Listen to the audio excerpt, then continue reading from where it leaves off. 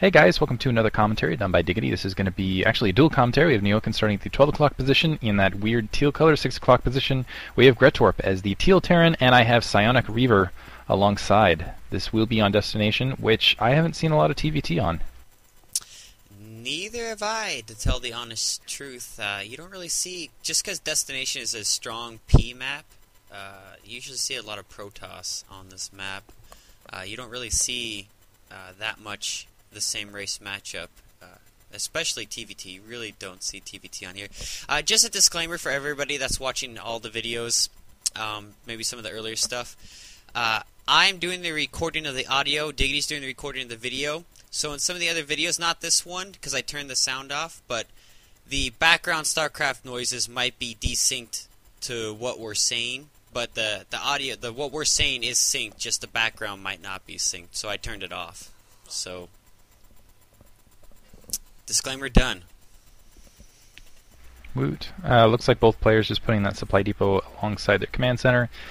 That's odd, though, actually, because you were just mentioning in another commentary, which we did prior to this. We did these a little bit out of order, by the way, which you just make sure we got future in alongside in some of the other commentaries. But that if you put that that supply depot alongside the command center, you can pop out SCVs a little bit faster, a little closer to the minerals. Does that affect things great enough where it would create an imbalance basically on map position, or? Obviously you don't want to do that if, you know, like on Python, if you're at, or not Python, if you're at, like, say, Medusa, if you're at the 6 o'clock, you don't want to put the depot in the way of your command center between the minerals. But, like, in a position where Gretorp's in, you see how it pushes the SCV out on the right-hand side closer to the minerals? I mean, that's an advantage, and a lot of Terran players do that. Now, Nyoken, we've seen in all of his games, he doesn't do that, and I just think it's just because he doesn't really think it's that much. Either he's confident in his abilities to get the SCV over there on time and it's not really going to matter too much anyways, or he's just super confident that even if it does give him the other player a slight edge, he's confident in his abilities to overcome that and still win. Looks like we've got 3 SCVs on gas for Nyoken, so we're going to go a little bit more heavy tech, whereas just for a minute there we only had a single SCV for Gretorp, but now he's filtering 2 more SCV on there, so it's got the 3 SCV as well. Looked like for a second we were going to see a front door seal, but early SCV out there, already taking a little bit of damage it looks like in some SCV on SCV action. Single Marine just hanging out, looks like it's going to be attacking a supply depot already in the off position. That's one thing about Destination is the few TVTs I have seen, Vulture Drop tends to be very powerful on this map, just because of the positioning and, yeah, a lot of factors. It's easy to defend, but once you go to the air, there's a lot of stuff you can do with that. Looks like Gretorp losing his SCV factory already being built along that edge, and still an SCV alive and still full of health there, running the back of Gretorp's base. So a little bit of a scouting advantage here for Nyoken. Actually, Vulture Drop is super strong on this map regardless the race matchup. If it's TVP, TVZ, TVT, Vulture Drops on this map is so strong and it's so tough to deal with just because you could proxy a starport somewhere because there's so many high ground, low ground areas that you can just hide stuff, or even just in your own main base and just doing a drop. There's different areas of approach that you can go to drop your opponent, and drops are actually really super effective on this map for a Terran player. Just like if you spawn close positions on Python, a Terran player is more inclined to start dropping just because it's so easy for him to transfer powerful troops to harass your economy into your base. And we see Nyoken going for, again, his little 2-fact build here. He's probably going to go for mass vultures again like we saw in game 1. And I wonder, and yeah, okay, Gretorp is building a second factory himself. Looks like he might be prepared to deal with that a little bit better this time. Yeah, I wouldn't be surprised if either player put down a starport immediately after this, actually. Finally, that SCV killed. At the very least, we know Gretorp isn't going to be doing that. He's got that armory down already, maybe thinking about getting that quick weapons one. Right now, upgrading Siege. So both machine shops down. Looks like we've already got speed for Vultures being upgraded for Nyoken. So 2 factories down on either side. Looks like it's going to be a little bit more tank heavy on the one end from Gretorp. Could be thinking about putting down another machine shop and going a little bit heavier tank, where on the opposite end, probably going to see some Vultures with mines. And you know, on this map, because of the ramp, that would be effective. If Nyoken can't get up that ramp, he can just mine the bottom, and with no comsat yet, Gretorp can't risk sending his tank down that ramp and getting blown up by spider mines and things like that. So, and Gretorp doing the very smart thing, sending his forces down the ramp and going to prevent any kind of run by or scout or harass by Nyoken. So, but Nyoken again going with his very vulture heavy build, and we'll see if he'll be able to skirt past once speed finishes and get in behind Gretorp and lay mines to prevent those forces from climbing back up the ramp and get some SCV kills. It takes 4 vultures to a one-shot an SCV, so he's got to get at least 4 by to do a lot of damage, but even just getting 3 or 2 will still hurt Gretorp quite a bit. This is kind of an interesting build from Gretorp. He's building a lot of Goliaths and just supplementing tanks. He could be going for an early front door seal. This is a very anti-vulture army, and also with a few amount of troops, he should be able to just run headlong into these mines and take them out as long as he doesn't get too separated. That Goliath up front wandering on its own can be hurt. Really what it's going to be key is for Nyoken just to really be on top of things. Ooh, able to sneak a lot of vultures in between. Let's see if the reinforcements, they are going to be able to get the gap in time just to block that off. And I think they are empty. No, it looks like they still got a couple mines here and there. But yeah, it looks like already 3 Marines, a Goliath, and a tank with siege able to wander up to that secondary. And with that barracks to spot, a lot of those tanks going to be able to do a pretty good containment there. Mines being planted on Gretorp secondary, so he's not going to be able to take his expansion just yet. And a lot of mines out in the field. But really, I think as long as he micros it very, very carefully, the Goliath tank combination could push up pretty easily and just kind of ignore those mines along their way. Yeah, you can see that Nyoken's building siege tanks in his factory. And actually, if where is Gretorp's barracks? Why is he just sitting there? He should be moving that barracks up to the ramp. If he had moved that barracks up to the ramp, he would have saw there was no siege tanks. He could have sieged up right at the bottom of that ramp and put Nyoken in a very difficult position, taken out, slowly moving up the ramp and just reinforced and just try to, hold that ramp. But now, not holding that ramp, he's going to allow Nyoken to come down that ramp. He's not even, even if he's not sieged at the bottom of the ramp, he should be sieged in a position where he can hit forces trying to come down that. But because he's so far back, Nyoken's just going to be able to walk right down. That's exactly what he's doing.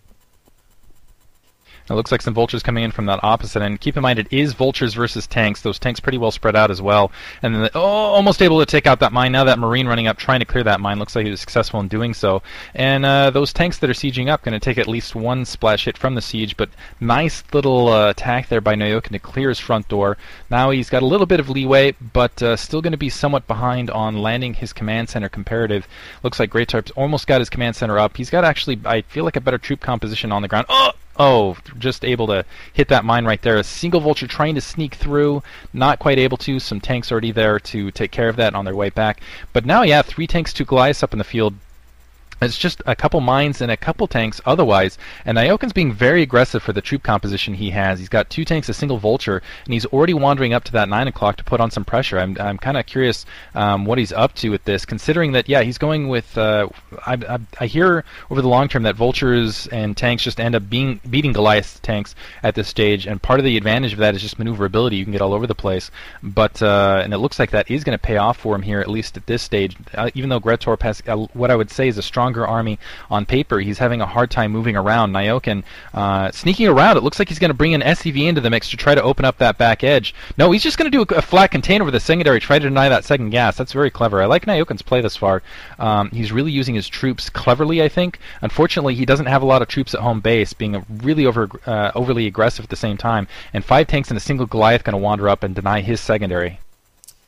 Yeah, Nyoken is a very intelligent player, and the reason why he always likes vultures is, again, late game, vultures cost 2 food, 75 minerals, plus they got spider mines. If it comes down to it, he could just try to throw like 2 groups of vultures at an clumped army siege tanks and try to lay down a bunch of spider mines and hope he gets a bunch of kills. I mean, what else can he lose at that point if it gets into that late of the late game? I mean, that's super cost effective. Also, Nyoken, while he can't expand at his secondary, he's preventing Gretorp from taking his, and I'm not quite sure what happened to Gretorp's command center. He floated it over to the little bottom right-ish expansion area instead of just going ahead and... Yeah, 3 o'clock. Yeah, not the 4 o'clock, I guess you could call it. Floated it over there. Gonna expand in that direction. Looks like Nyoken's up to similar tricks. Unfortunately for Gretorp, the vulture's sneaking underneath. Not able to plant a mine, but they at least are in location where they can do some harassment, prevent some SCVs from transferring there. Looks like a single tank. 3-tank contain. This is a very interesting game. I've never seen a TVT quite work like this, where both players are trying to attempt to contain each other at a distance like this. It looks like 5 tanks and a Goliath out on Nyoken's perimeter, while it's 4 tanks, a mine, and looks like a turret on the outside of Gretorp's perimeter. Both players. Oh, dropships coming into play. It looks like 2 tanks, another tank and vultures, and Nyoken actually landing some command centers out in the field. I just feel like his positioning is a little bit better now. He's able to sneak that out to the 9 o'clock and also take the 10 o'clock simultaneously. As long as he can get SCVs out there with those dropships immediately after this drop, he'll still be in good position. And it looks like another command center floating out trying to do the same thing for Gretorp. This is absolutely a hilarious match thus far. The thing about Nyoken, now that he has dropships, Gretorp is at 3 factories, 4 factories, 5 factories, and still no starport.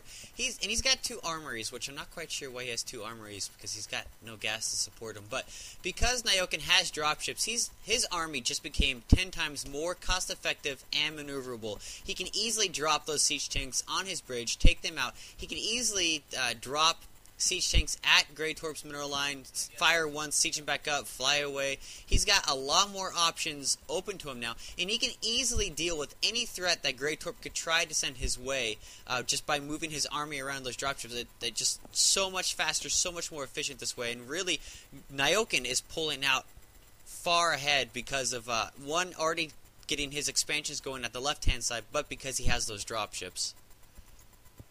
One thing he is going to have to worry about is these vultures. If they can break this contain open at all, if he does not maintain this 4-tank contain on the front, he's going to just get run over. There's a lot of factories on the ground. Looks like a couple more vultures trying to run up. Fortunately, he's in an advantageous position. Only 2 tanks left. That vulture might be able to plant a mine and crush that.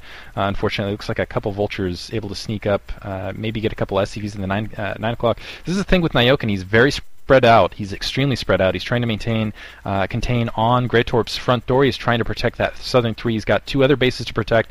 He's got a couple dropships, but he's only pumping out of 2 factories versus 5. So that is one advantage that Gretorp might have if he just kind of groups up and goes for basically a huge attack right at the main in particular, because if you look at the front door of the main, there's only 2 vultures, 3 mines they're protecting, a lot of tanks there already in position. Looks like a couple more vultures able to sneak in, take out maybe a couple more tanks just by sneaking up those vultures. Going to be battle vultures now.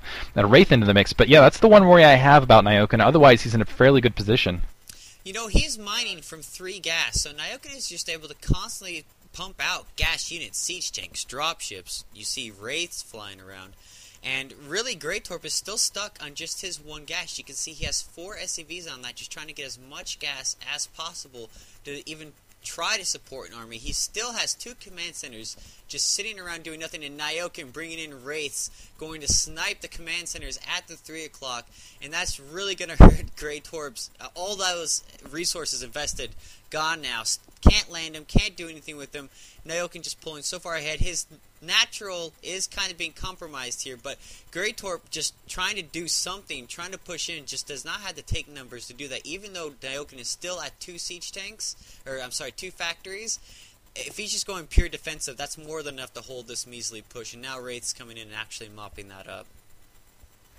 Yeah, all these Wraith absolutely devastating these tanks up front. Gretorp now trying to take a secondary, losing that command center though. He cannot play a catch-up game at this stage. He needs to push in with everything he's got. I don't even think he should bother building that command center. Maybe even plop down another factory and start plumping some more vultures, because the only way he's going to be able to take this game is just with overwhelming force applied directly to the main, and a lot of that actually might come down to just luck with these Wraith in the air. I don't think does he have a comsat? Okay, he does have a comsat station, but it looks like he just does not have enough. Yeah, he doesn't have enough Goliaths because he's got to use that gas for tanks to really expend it. So it looks like he's going to bleed tanks all the way up. This honestly, I feel like Nyoken's in a dominating position. He's been in a dominating position since game 1. He's just outclassed Gretorp both games. Just very intelligent player. And again, that Vulture opening, a lot of Terran players don't play like that. They like to do the little wall and expand, and then, 5 hours later they finally decide to have this big battle, and, but Nyoken is actually a very tactical, surgical strike kind of player. He likes to get in and get damage done early. You could say he's got a nice little jab that hits the enemy when he's not expecting it. Oh, this Wraith tank combination, this little harassment is absolutely brilliant. Gretorp now GGing, and yeah, Nyoken takes game 2, pretty easily rolls over Gretorp. Hope you guys enjoyed it. Thank you to Psionic for being alongside. Going to move on to the next matches, which I believe are In Control versus Praetor. Thanks for listening.